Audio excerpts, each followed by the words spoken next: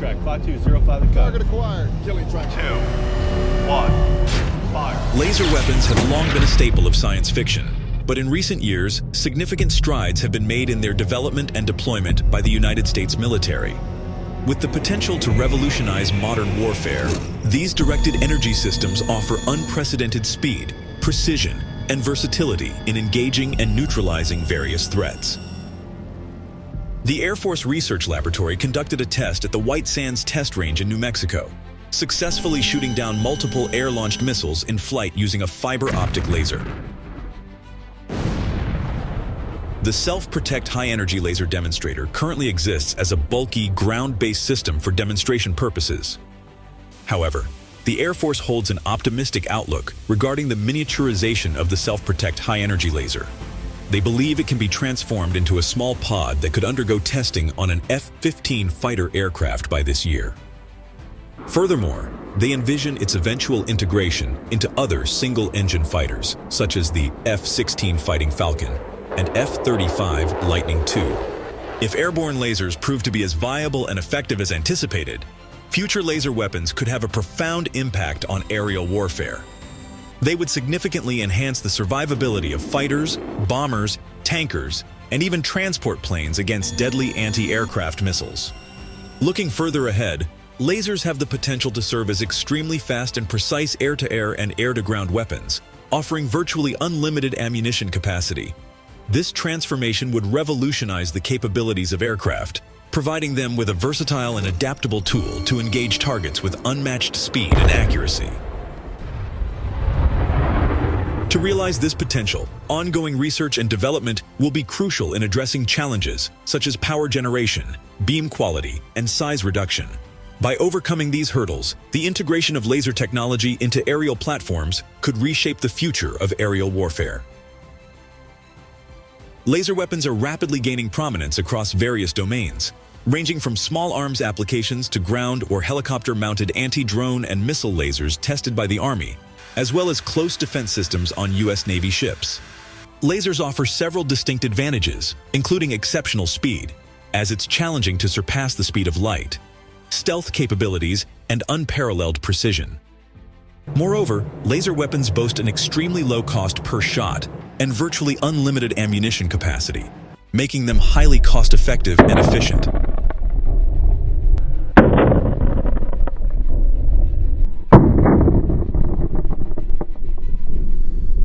However, lasers require a significant amount of power to maintain coherence over long distances. They can also experience decreased effectiveness when operating in hazy atmospheric conditions, as the laser beam may scatter or be absorbed. Additionally, lasers generate thermal buildup during operation, which may necessitate cooling systems.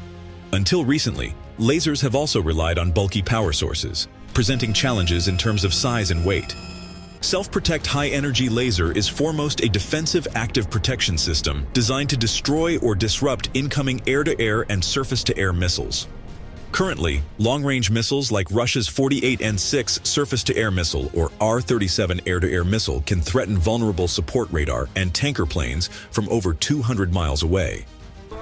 While 4th and 5th generation jet fighters only become visible on radar at much shorter ranges, their odds of evading more maneuverable short-range missiles are thought to be as low as 20–30%.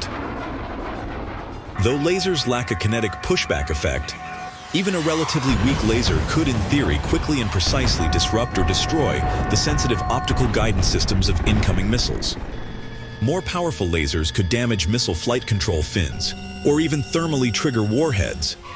More powerful lasers could also be readily adaptable offensive weapons targeting other aircraft and even surface targets. As lasers could potentially do double duty as sensor systems, these could allow for very rapid engagement times. Of course, effective range and the number of seconds of sustained burn required to achieve destructive effects will be important factors in determining a laser system's effectiveness. Furthermore, a laser can only engage one target at a time and must be mounted in such a way that it can draw a direct line of fire to potential targets. Nonetheless, a laser would have virtually unlimited ammunition, would be nearly impossible to dodge, and could be useful for attempting precise, non-lethal, or low collateral damage attacks on material and vehicle targets. This last point explains why the Special Operations community is slowly working towards deploying 60-kilowatt lasers on its AC-130J Ghost Rider gunships.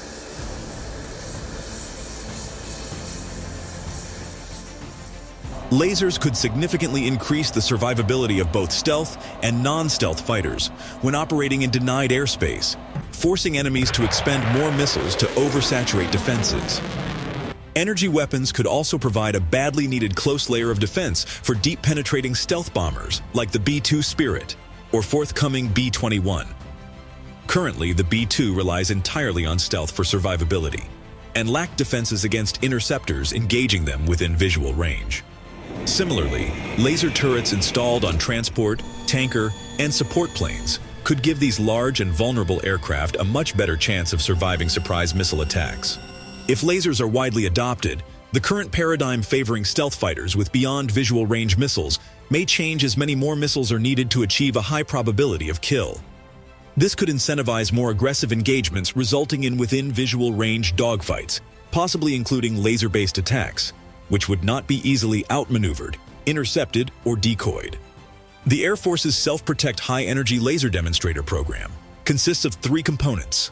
The laser advancements for next-generation compact environments, developed by Lockheed and the Air Force Research Laboratory, the Strafe Control System devised by Northrop Grumman, and the Laser Pod Research and Development Container under development by Boeing. The laser advancements for next-generation compact environments, or LANC, still needs to be ruggedized to survive at high altitudes and speeds, and miniaturized to fit in a pod that can prevent thermal buildup from cooking the aircraft and manage the necessary electrical loads. In fact, the latest F-35 Block 4 upgrade program includes upgraded engines that can generate more electricity, likely with direct energy integration in mind.